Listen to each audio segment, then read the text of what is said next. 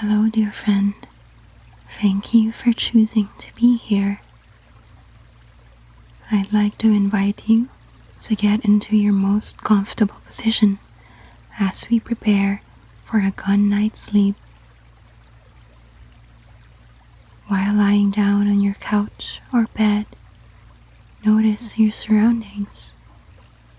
Focus your attention to 3 things you can feel.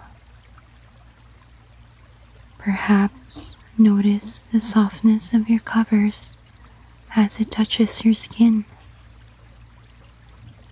or maybe the gentle support of your pillow as it caresses your head and neck. It could also be the temperature of your room. Is it too cold or warm or just right? Take your time to observe the objects of your choosing.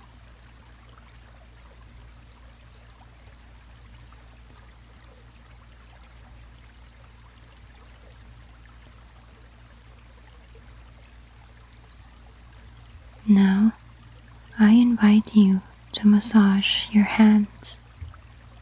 Left hand or right hand first, your choice. Gently press your palms using the thumb of your other hand and work your way through to your fingertips. Take your time to do this until you cover all the fingers in both of your hands. Notice the sensation of your caress.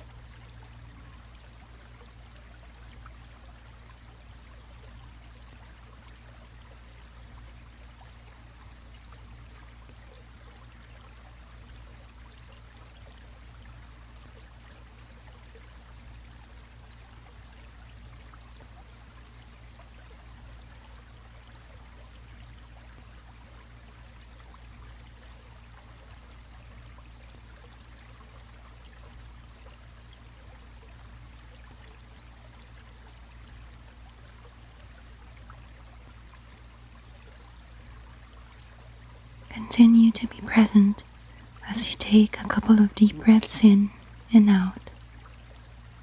Inhale through your nose. Hold. And slowly let a long breath out.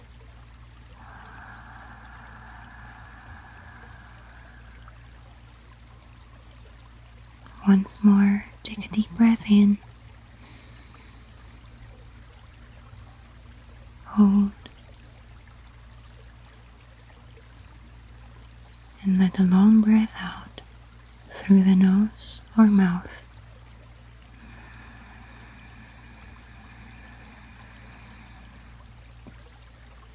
Feel your belly expand as you take longer breaths in, and feel it contract as you slowly breathe out.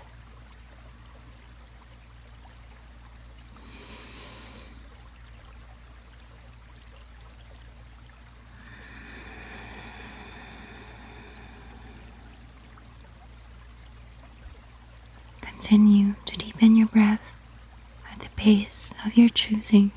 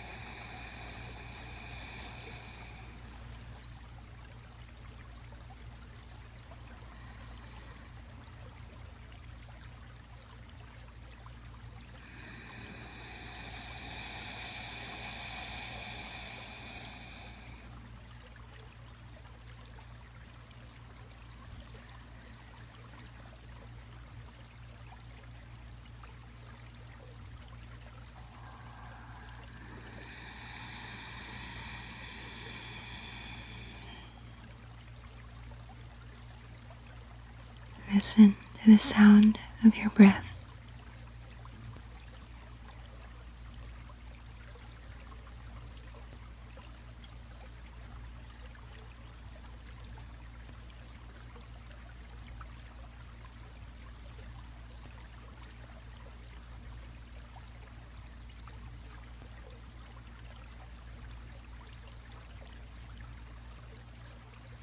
One last time, together, take a long breath in,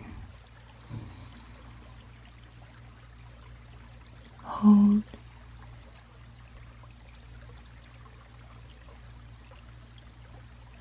and slowly, lovingly, let a long breath out.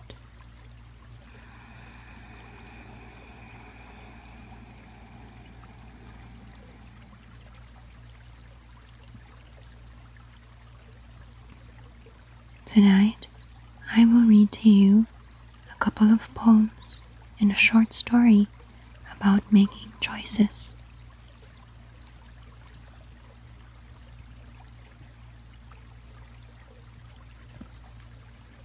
3 Questions by Leo Tolstoy.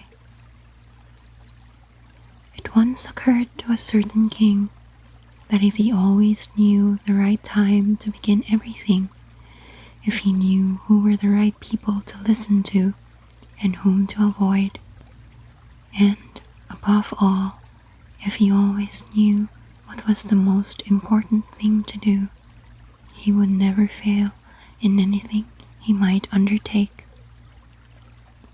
And this thought having occurred to him, he had it proclaimed throughout his kingdom that he would give a great reward to anyone who would teach him what was the right time for every action, and who were the most necessary people, and how he might know what was the most important thing to do.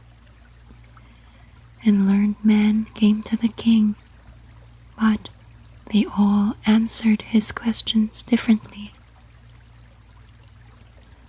All the answers being different, the king agreed with none of them and gave the reward to no one. But still wishing to find the right answers to his questions, he decided to consult a hermit, widely renowned for his wisdom. The hermit lived in a wood which he never quitted, and he received none but common folk. So the king put on simple clothes, and before reaching the hermit's cell, dismounted from his horse, and leaving his bodyguard behind, went on alone. When the king approached, the hermit was digging the ground in front of his hut. Seeing the king, he greeted him and went on digging. The hermit was frail and weak, and each time he stuck his spade into the ground and turned a little earth, he breathed heavily. The king went up to him and said, "I have come to you, wise hermit, to ask you to answer 3 questions. How can I learn to do the right thing at the right time? Who are the people I most need? And to whom should I, therefore, pay attention than to the rest? And what affairs are the most important and need my first attention?" The hermit listened to the king, but answered nothing. He just spat on his hand and recommenced digging. "You are tired," said the king. "Let me take the spade and work a while for you." "Thanks," said the hermit, and, giving the spade to the king, he sat down on the ground.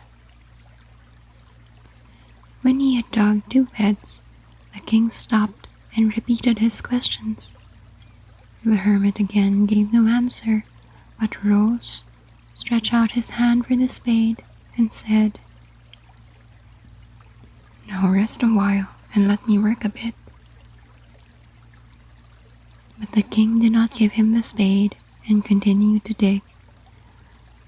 1 hour passed and another, The sun began to sink behind the trees, and the king at last stuck the spade into the ground and said, "I came to you, wise man, for an answer to my questions. If you can give me none, tell me so, and I will return home." "Here comes someone running," said the hermit. "Let's see who it is." The king turned round and saw a bearded man come running out of the woods. The man held his hands pressed against his stomach, and blood was flowing from under them. When he reached the king, he fell fainting on the ground, moaning feebly. The king and the hermit unfastened the man's clothing, and there was a large wound in his stomach. The king washed it as best he could, and bandaged it with his handkerchief and with a towel the hermit had. But the blood would not stop flowing, and the king again and again removed the bandage, soaked with warm blood, and washed and rebandaged the wound. When at last the blood ceased flowing, the man revived and asked for something to drink. The king brought fresh water and gave it to him. Meanwhile, the sun had set, and it had become cool. So the king, with the hermit's help, carried the wounded man into the hut and laid him on the bed. Lying on the bed, the man closed his eyes and was quiet. But the king was so tired with his walk and with the work he had done that he had crouched down on the threshold and also fell asleep, so soundly that he slept all through the short summer night. When he awoke in the morning, it was long before he could remember where he was, or who was the strange bearded man lying on the bed and gazing intently at him with shining eyes. "Forgive me," said the bearded man in a weak voice, when he saw that the king was awake and was looking at him. "I do not know you, and have nothing to forgive you for," said the king. "You do not know me, but I know you, and I am that enemy of yours who swore to revenge himself on you because you executed his brother and seized his property. I knew you had gone alone to see the hermit, and I resolved to kill you on your way back. But the day passed and you did not return, so I came out from my ambush to find you, and I came upon your bodyguard, and they recognized me and wounded me. I escaped from them, but should have bled to death had you not dressed my wound. I wished to kill you, and you have saved my life. Now, if I live and if you wish it, I will serve you as your most faithful slave, and I will bid my sons to do the same. Forgive me." The king was very glad to have made peace with his enemy so easily, and to have gained him for a friend, and he not only forgave him, but said he would send his servants and his own physician to attend him, and promised to restore his property. Having taken leave of the wounded man, the king went out into the porch and looked around for the hermit. Before going away, he wished once more to beg an answer to the questions he had put. The hermit was outside on his knees, sowing seeds in the beds that had been dug the day before. The king approached him and said, "For the last time, I pray you to answer my questions, wise man." "You have already been answered," said the hermit, still crouching on his thin legs and looking up at the king who stood before him. "How answered? What do you mean?" asked the king. "Do you not see?" replied the hermit. "If you had not pitied my weakness yesterday, and had not dug those beds for me, but had gone your way, that man would have attacked you, and you would have repented of not having stayed with me. So, the most important time was when you were digging the beds, and I was the most important man, and to do me good was your most important business. Afterwards, when that man ran to us, the most important time was when you were attending to him, for if you had not bound up his wounds, he would have died without having made peace with you. So he was the important man, and what you did for him was your most important business. Remember then, there is only one time that is important, and that is now.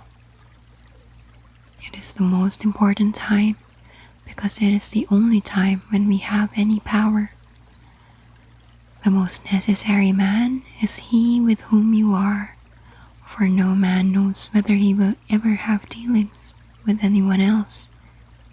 And the most important affair is to do him good, because for that purpose alone was man sent into this life.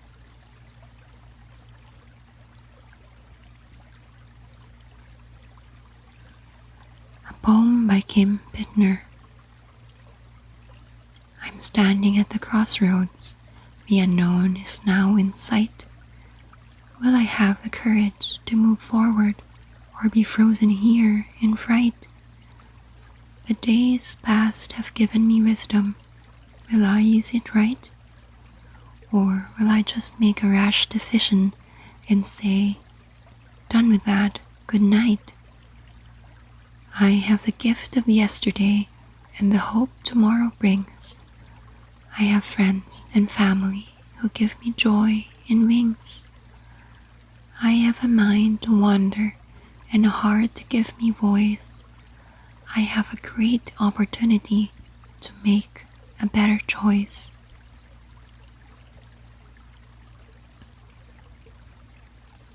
Poem number 2 by an unknown author.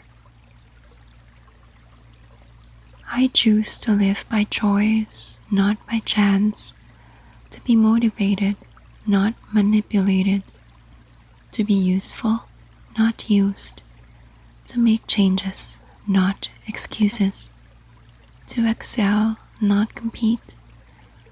I choose self-esteem, not self-pity. I choose to listen to my inner voice, not to listen to the random opinions of others.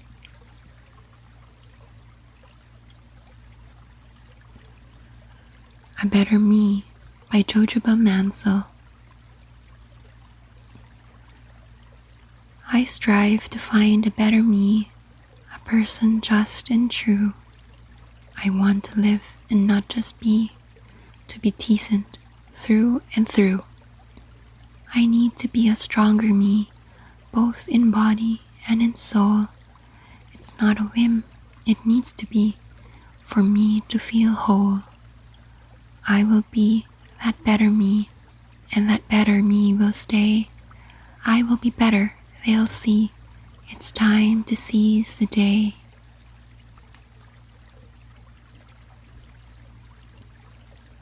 Dreams by Langston Hughes. Hold fast to dreams, for if dreams die, life is a broken winged bird that cannot fly. Hold fast to dreams, for when dreams go, life is a barren field, frozen with snow.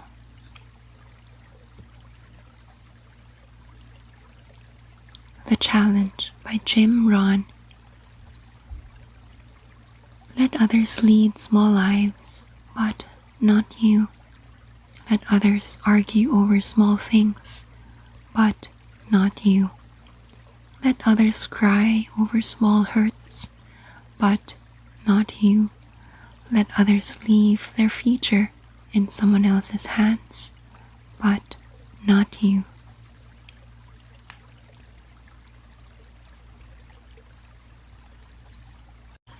The Road Not Taken by Robert Frost. Two roads diverged in a yellow wood and sorry I could not travel both. And being one traveler, long I stood, and looked down one as far as I could, to where it bent in the undergrowth, then took the other as just as fair, and having perhaps the better claim, because it was grassy and wanted wear. Though as for that the passing there had warned them really about the same, and both that morning equally lay in leaves no step had trodden back. Oh, I kept the first for another day, yet knowing how way leads on to way, I doubted if I should ever come back. I shall be telling this with a sigh, somewhere ages and ages hence. Two roads diverge in a wood, and I took the one less traveled by, and that has made all the difference.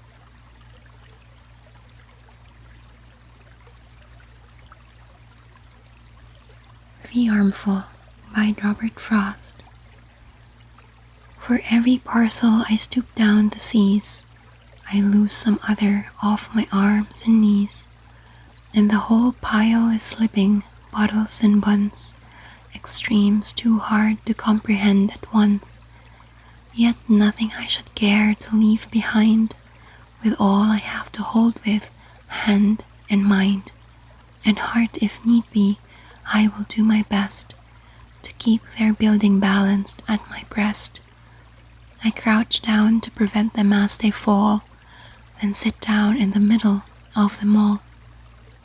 I had to drop the armful in the road and try to stack them in a better load.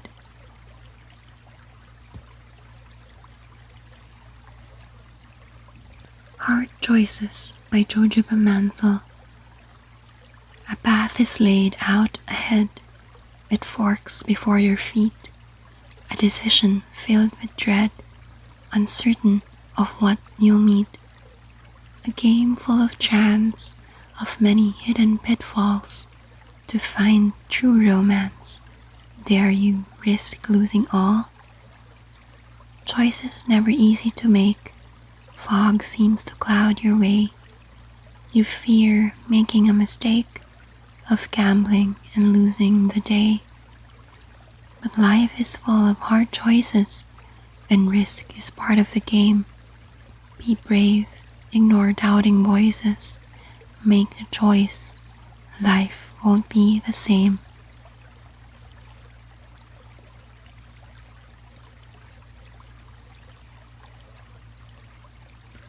Life Is by Mother Teresa.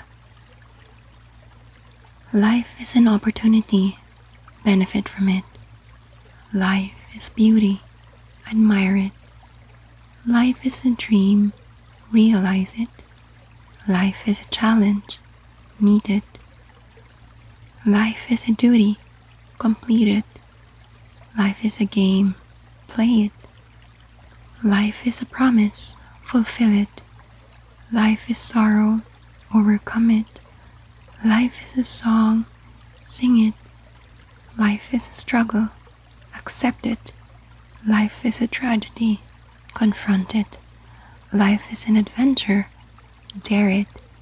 Life is luck, make it. Life is too precious, do not destroy it.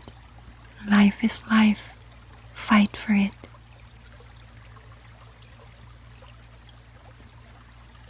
One song can spark a moment, one flower can wake the dream, one tree can start a forest, one bird can herald spring, one smile begins a friendship, one hand clasp lifts a soul, one star can guide a ship at sea, one word can frame the goal, one vote can change a nation. One sunbeam lights a room, one candle wipes out darkness, one laugh will conquer gloom. One step must start each journey, one word must start each prayer. One hope will raise our spirits, one touch can show you care. One voice can speak with wisdom. One heart can know what's true. One life can make a difference. You see, it's up to you.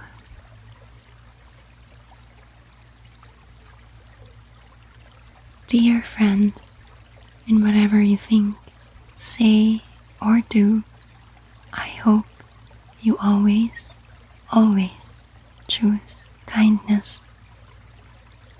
Have a good night.